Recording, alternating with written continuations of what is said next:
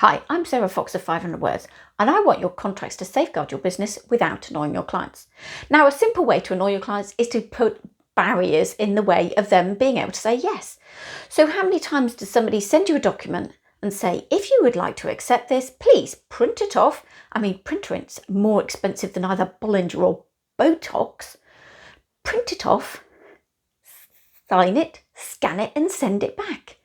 Well, I don't know about you, but the number of times I've seen a contract which is so many pages long that by the time I've scanned it, I've lost the will to live. Well, that's just a barrier to doing business. We know that you can just reply by email and say, yes, I agree to your contract. Now, of course, an even better way of doing this would be to make your contract short enough to fit into the body of the email, because then you don't even need to refer to something that's attached. You can just hit reply include message and just say, I agree to the terms set out below. How simple is that? You can do it on your phone, you can do it by text, you can do it in almost any way. I reckon a thumbs up emoticon would be enough to confirm your agreement to that. Now, if you don't think contracts by email seem formal enough, well, let me refer you to the Glencore Cirrus case, which was oil executives buying millions of dollars worth of oil.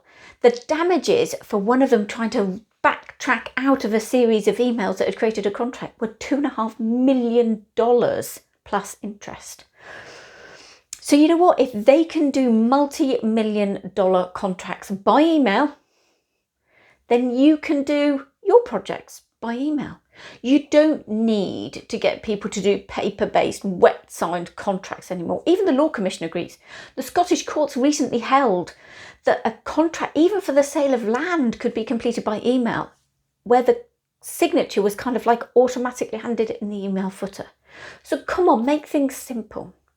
Now, a great example of this is a bloke that I've started to do some work with, and he's looking at tone of voice from a marketing perspective, but increasingly he's being asked to look at contracts because they're part of your marketing. Remember, until they sign on the dotted line, they're not a client, they're still a prospect.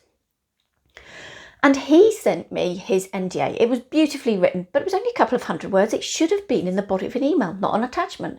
You see, an attachment is another click, it's another barrier, it's another chance for it to get lost, corrupted, or attacked by a virus.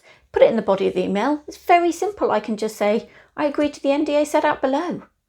Really, really simple.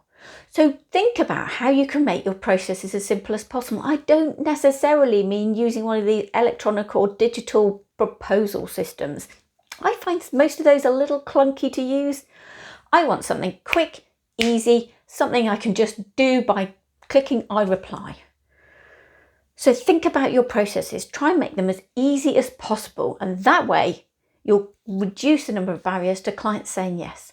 You can have simple, effective contracts signed by email that safeguard your business and don't annoy your clients.